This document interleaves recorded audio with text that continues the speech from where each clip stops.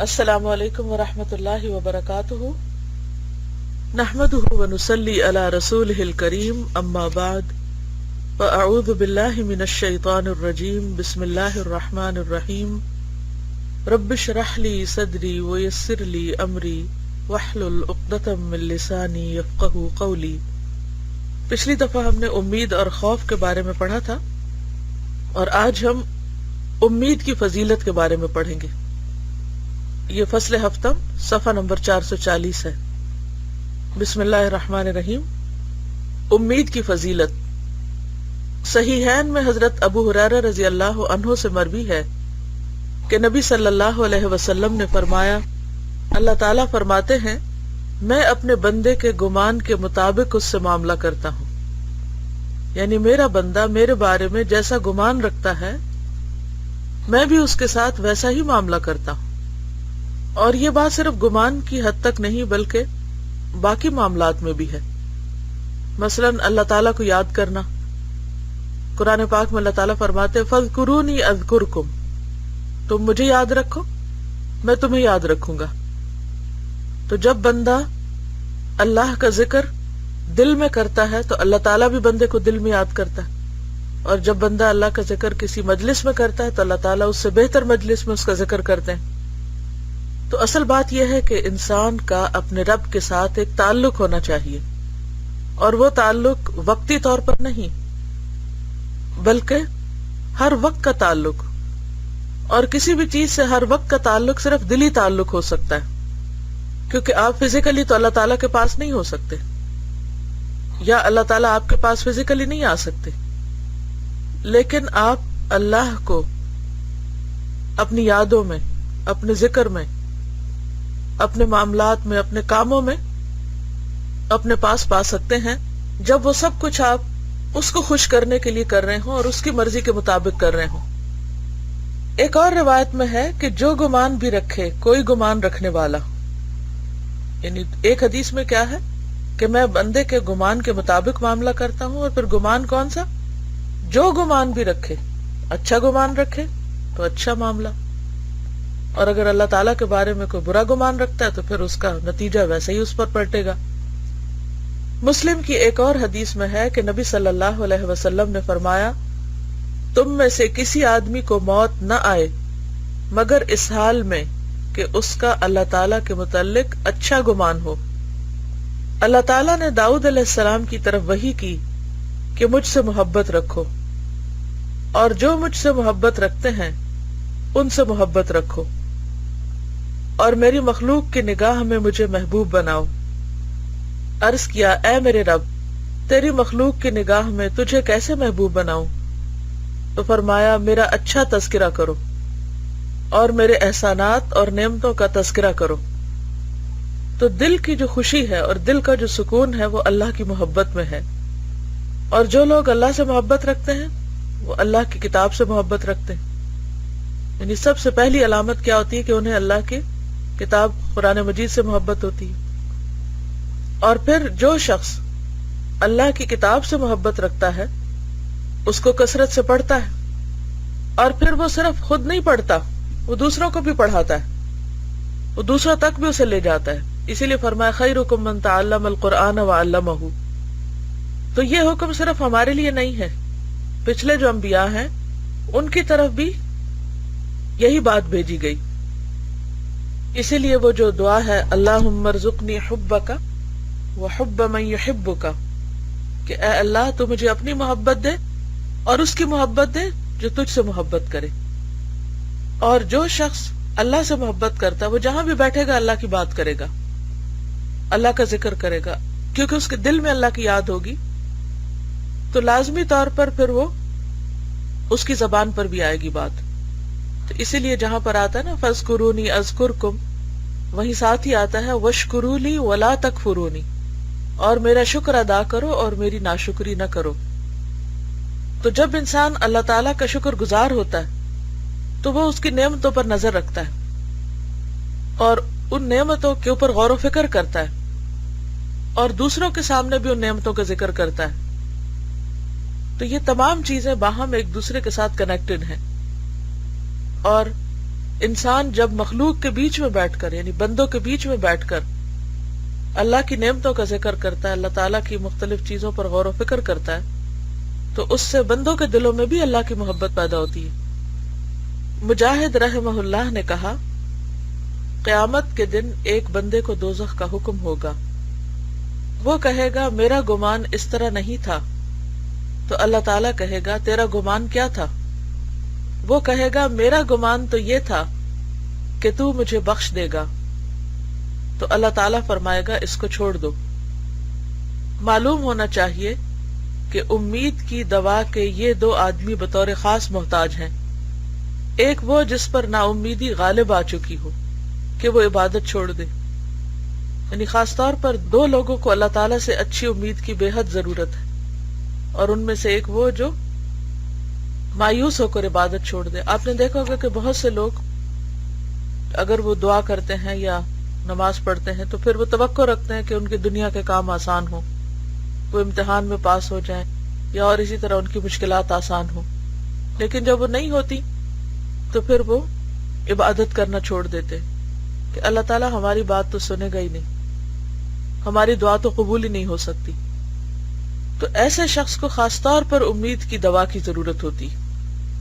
ایسا شخص ایک طرح سے بیمار ہے، اور اس کا علاج کیا ہے کہ اسے امید کی دوا دی جائے۔ دوسرا وہ جس پر خوف غالب آ چکا ہو، یہاں تک کہ اپنے نفس اور اہل کو نقصان پہنچائے، اور یہ دونوں ہی نفسیاتی بیماریاں، نفسیاتی کیفیات ہیں۔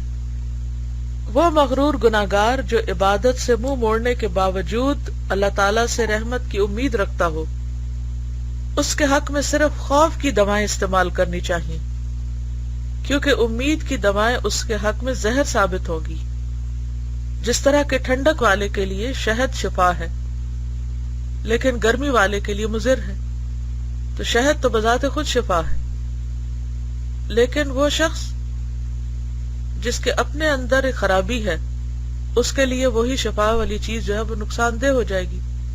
تو جہاں اللہ تعالیٰ سے امید ایک بہت خوبصورت سوچ ہے، لیکن کچھ لوگ جن کے اندر بگاڑ ہو، جن کے نفس بگڑے ہوئے ہوں، ان کے لیے یہ خوبصورت چیز زہر ثابت ہوگی۔ اور خاص طور پر کون شخص؟ وہ شخص جو مغرور بھی ہو اور پھر غلط کام بھی کرتا ہو، یعنی متکبر ہو، سیلف ڈسپشن کا شکار ہو اور غلط کاموں پر اصرار کرتا ہو، اور پھر بھی اپنے آپ کو ٹھیک سمجھتا ہو اور عبادت نہ کرے اور پھر بھی کہے کہ سب ٹھیک ہو جائے گا۔ چنانچہ ضروری ہے کہ واعظ کہنے والا لطیف انداز اختیار کرے، یعنی نرمی سے بات کرے، اور بیماری کے مقام کو نگاہ میں رکھ کر بالکل درست دوا تجویز کرے۔ ایک داعی یعنی جو اللہ کی طرف بلانے والا ہوتا ہے، اس کا معاملہ مدعو یعنی جس کو وہ اللہ کی طرف بلاتا ہے اس کے ساتھ ایسا ہی ہوتا ہے جیسے ایک ڈاکٹر کا مریض کے ساتھ۔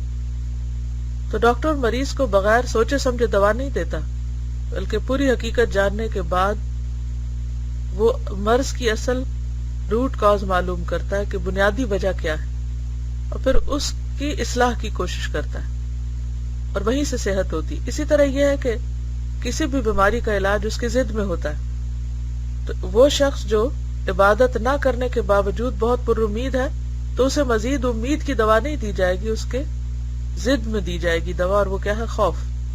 اسے ڈرایا جائے گا۔ اسی لیے ہم دیکھتے ہیں کہ رسول اللہ صلی اللہ علیہ وسلم صرف بشیر ہی نہیں، نذیر بھی ہیں۔ کچھ لوگوں کے لیے آپ کا بشیر ہونا فائدہ مند ہے کہ ان کو جب خوشخبری کی آیات سنائی جاتی ہے تو ان کا ایمان بڑھ جاتا ہے، لیکن کچھ لوگوں کے لیے آپ کا نذیر ہونا ان کی صحت کے لیے ضروری ہے کہ ان کو جب ڈرانے والی باتیں کی جائے تو شاید وہ ہوش میں آئے۔ ویسے اس زمانے میں لوگوں کو امید کی دوائیں نہ دینی چاہیے، بلکہ خوف دلانے میں مبالغہ کرے، البتہ جب بیماروں کی اصلاح مقصود ہو تو امید کے اسباب کی فضیلت بیان کرے تاکہ لوگوں کے دل اس کی طرف مائل ہوں۔ تو اس سے یہ پتہ چلتا ہے کہ دونوں چیزیں آگے پیچھے بھی استعمال کی جا سکتی ہیں۔ نبی صلی اللہ علیہ وسلم نے فرمایا ہے، عالم وہ ہے جو لوگوں کو اللہ کی رحمت سے مایوس بھی نہ کرے اور نہ ان کو اللہ کی پکڑ کے انداز سے بے خوف ہونے دے.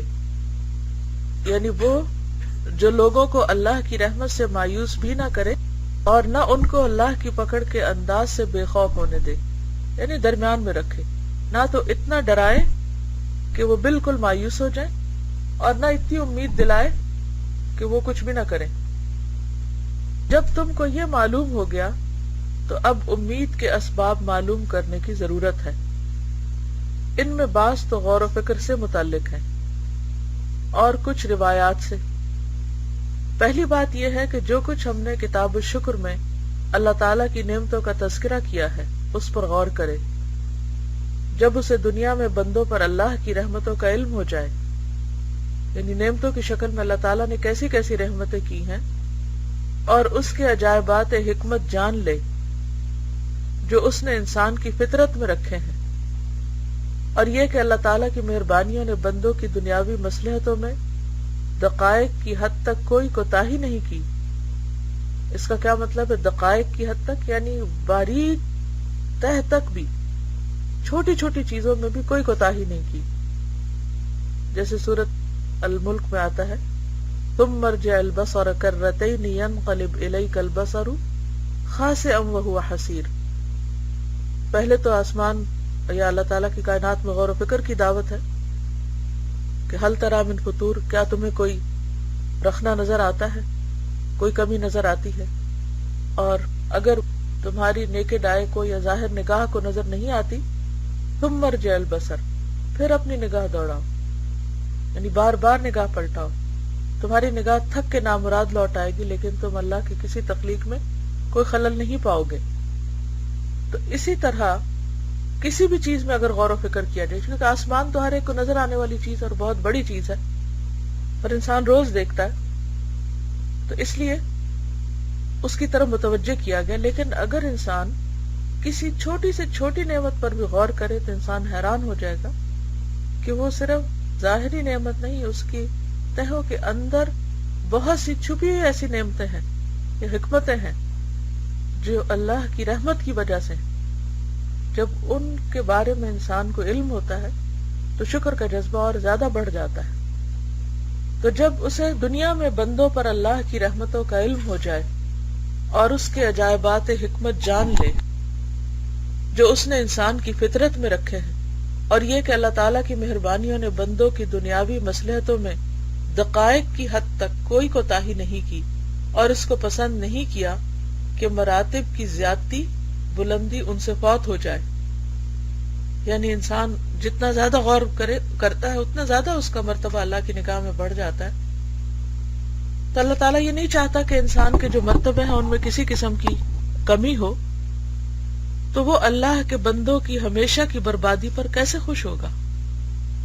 یعنی جو رب بندوں کی چھوٹی سے چھوٹی ضرورتوں کا خیال رکھتا ہے اور صرف ظاہری نہیں چھپی ہوئی بے شمار نعمتوں سے ان کو نوازتا ہے، وہ رب یہ کیسے چاہے گا کہ بندے برباد ہوں، ہلاک ہوں؟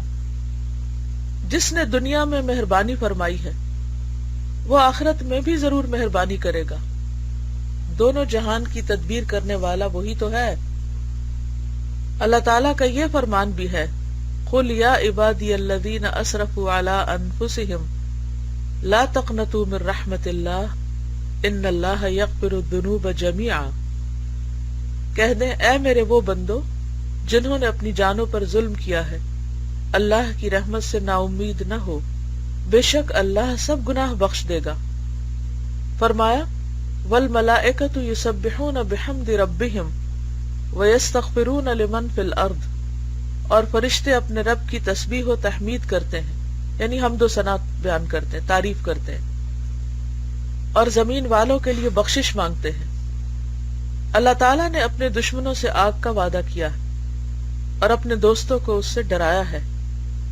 فرمایا لَهُم مِّن فَوْقِهِمْ ظُلَلٌ مِّنَ النَّارِ وَمِن تَحْتِهِمْ ظُلَلٌ ذَلِكَ يُخَوِّفُ اللَّهُ بِهِ عِبَادَهُ.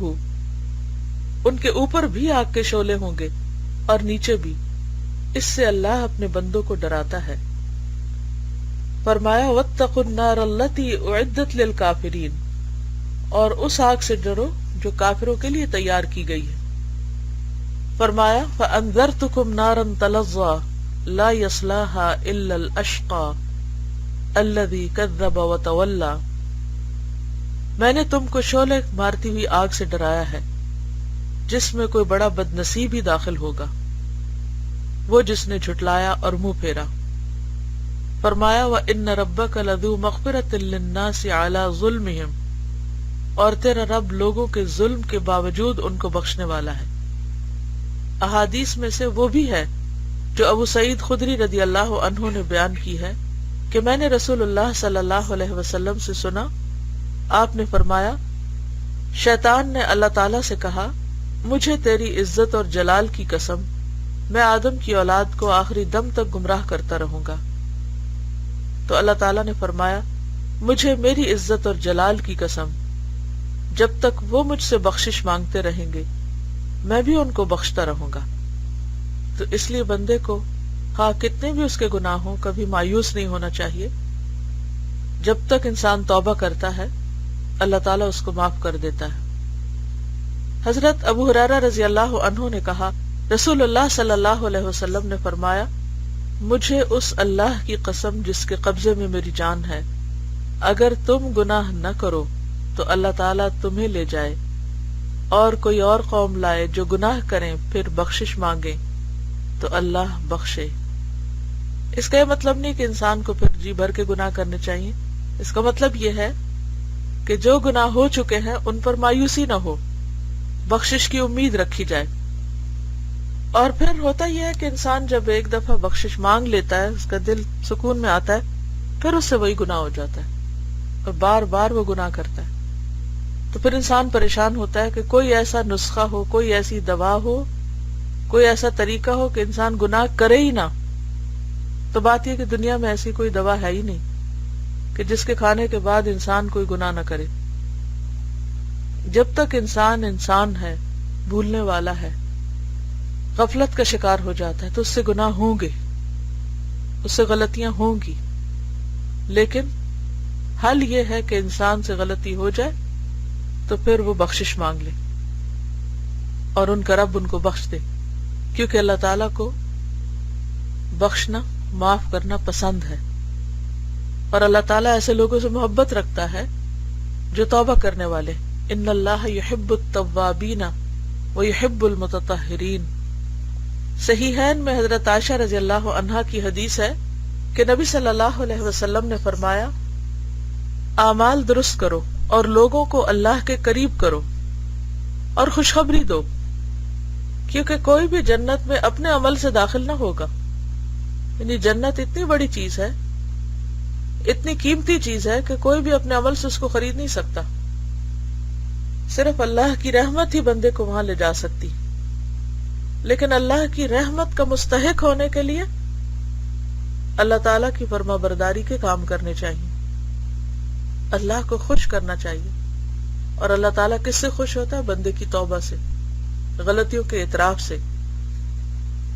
صحابہ نے کہا اے اللہ کے رسول صلی اللہ علیہ وسلم کیا آپ بھی، یعنی آپ بھی جنت میں اپنے عمل کی وجہ سے نہیں جا سکتے کیونکہ آپ کے عمل تو بہت زیادہ ہیں؟ تو فرمایا میں بھی داخل نہیں ہو سکتا مگر جب کہ اللہ کی رحمت مجھے ڈھانپ لے۔ اس کو ایک مثال سے یوں سمجھا جا سکتا ہے، اگر آپ جنت کی ڈسکرپشن کسی بھی کتاب میں پڑھیں، حدیث کی کسی بھی کتاب میں، تو آپ دیکھیں گے کہ جنت کی مٹی مسک کی ہے، اور جنت کی نہریں جو ہیں ان میں صرف پانی نہیں دودھ ہے، اور دودھ جو ہے وہ برف سے زیادہ ٹھنڈا اور شہد سے زیادہ میٹھا ہے، اور وہ نہروں کی شکل میں۔ پھر شہد ہے، پھر اسی طرح شراب ہے، پھر جنت کی دیواروں کا ذکر ہے، سونے اور چاندی کی برکس، پھر اس میں جو فرنیچر ہے، اس کی جو وسعت ہے، یعنی صرف اس کی لینڈ ہی آپ دیکھیں کہ وہ کتنی زیادہ، ارضها السماوات والارض، اس کی وسعت آسمان و زمین کے برابر ہے۔ اب اتنی بڑی جگہ اگر آپ کو خریدنی ہے اور آپ اپنے اعمال کو تھوڑی دیر کے لیے سوچیں کہ وہ آپ دنیا کی کوئی جاب کر رہے ہیں، دنیا میں آپ کتنی بھی بڑی جاب کریں، دنیا کے جو امیر ترین لوگ ہیں ان کے پاس جو اثاثہ ہے اس سب کو بھی آپ دیکھیں، یعنی اس وقت دنیا کا سب سے امیر کون ہے؟ بل گیٹس ہے شاید. اس کے اگر اثاثے کی جو مقدار ہے، اس وقت مجھے صحیح فگر یاد نہیں، لیکن جو بھی اس کا فگر ہے وہ سب سے زیادہ امیر شخص ہے. لیکن وہ اس قابل نہیں کہ وہ پوری زمین خرید سکے، دنیا کی پوری یعنی اس ارتھ کو خرید سکے. یہ جو کچھ دولت اس زمین کے اوپر ہے وہ ساری وہ اپنے پیسے سے خرید لے، نہیں خرید سکتا. اور جنت دنیا کے مقابلے میں کیا ہے؟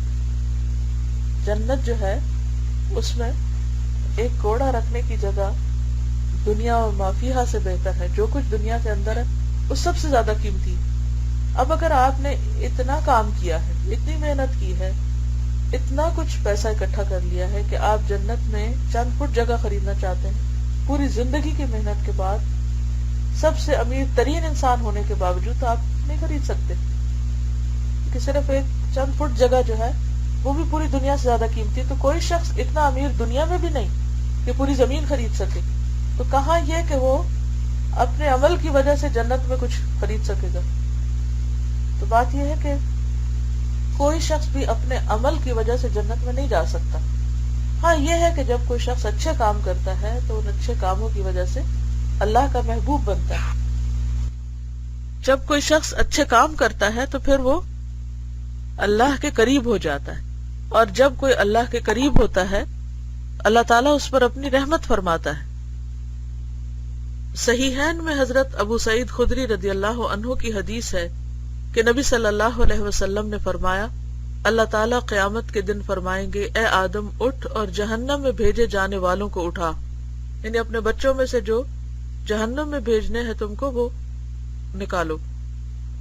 تو وہ کہیں گے، اے رب میں حاضر ہوں، اور اسی میں سعادت ہے اور بھلائی سب تیرے ہاتھ میں ہے. یعنی تیرا حکم ماننے میں ہی سب بھلائی ہے. اے میرے اللہ، آگ کا حصہ کتنا ہے؟ یعنی اولاد آدم میں سے کتنے آگ میں جائیں گے؟ تو حکم ہوگا 1000 میں سے 999، 999. تو اس وقت بچے بوڑھے ہو جائیں گے اور ہر حمل والی اپنا حمل گرا دے گی، اور تو لوگوں کو مدہوش دیکھے گا اور وہ حقیقت میں مدہوش نہیں ہوں گے. یعنی ایسے لگے گا کہ جیسے ان کے حواس کھوئے گئے ہیں، پاگل ہو گئے. حالانکہ ایسا نہیں ہوگا، حقیقت میں ان کے ہوش و حواس برقرار ہوں گے. جیسے مرنے والا ہوتا ہے نا، تو اس کے اوپر جب نزع کا عالم ہوتا ہے، سکرات ہوتا ہے، تو باہر دیکھنے والوں کو یوں لگتا ہے کہ جیسے اب وہ بے ہوشی میں چلا گیا، حالانکہ وہ ساری تکلیف محسوس کر رہا ہوتا ہے. لیکن اللہ کا عذاب بڑا سخت ہوگا. تو یہ بات لوگوں پر بڑی شاک گزری، یہاں تک کہ ان کے چہرے متغیر ہو گئے، نہیں چینج ہو گئے، اور کہنے لگے، اے اللہ کے رسول صلی اللہ علیہ وسلم، اور وہ ایک ہم میں سے کون ہوگا؟ تو آپ نے فرمایا، یاجوج ماجوج میں سے 999 اور تم میں سے ایک. تو لوگوں نے کہا اللہ اکبر. پھر نبی صلی اللہ علیہ وسلم نے فرمایا، مجھے امید ہے کہ تم جنت والوں کا چوتھا حصہ ہوگے، یعنی 1/4. پھر فرمایا، خدا کی قسم مجھے امید ہے کہ تم جنتیوں کا تیسرا حصہ ہوگے، یعنی اس سے زیادہ 1/3. اللہ کی قسم مجھے امید ہے کہ تم جنتیوں میں سے آدھے ہوگے. تو لوگوں نے تکبیر کہی. پھر فرمایا، اس دن تم لوگوں میں اس طرح ہوگے، یعنی قیامت کے دن تم لوگوں میں اس طرح ہوگے جیسے سیاہ بیل میں سفید بال. بیل ہوتا ہے نا، تو آپ دیکھیں اس کا سائز کتنا بڑا ہوتا ہے. یعنی اگر ایک ایسا بیل ہو جو پورے کا پورا کالا ہے تو وہ سارے انسانوں کی تعداد ہے، اور اس میں جنت میں جانے والوں کی یا تمہاری تعداد کیا ہے؟ جیسے ایک بال ہو، یا جیسے سیاہ بیل میں سفید بال، یا سفید بیل میں سیاہ بال. تو دیکھو کیسے انداز سے ڈرایا. پھر جب وہ بے چین ہوئے، یعنی صحابہ کرام کو پہلے تو آپ نے ڈرایا، پھر جب وہ بے چین ہوئے تو کس طرح مہربانی کا تذکرہ فرمایا. جب دل خواہشات میں مطمئن ہو تو انہیں بے چین کرنا چاہیے، اور جب بے چینی بڑھ جائے تو تسلی دی جائے تاکہ معاملہ معتدل رہے، یعنی نہ خوف بڑھے اور نہ امید بڑھے. ابن مسعود رضی اللہ عنہ نے کہا، اللہ قیامت کے دن اتنی بخشش فرمائے گا کہ کسی کے دل میں اس کا تصور بھی نہیں آ سکتا، کیونکہ 99 حصے قیامت کے لیے اللہ نے رکھے ہیں اپنی رحمت کے۔ بیان کیا گیا ہے کہ ایک مجوسی نے، مجوسی ہوتے ہیں جو آگ پرست ہوتے ہیں، آگ کی پوجا کرتے ہیں، حضرت ابراہیم علیہ السلام سے کھانا مانگا، آپ نے نہ دیا اور کہا اگر تم مسلمان ہو جاؤ تو میں تمہیں کھانا کھلاؤں گا۔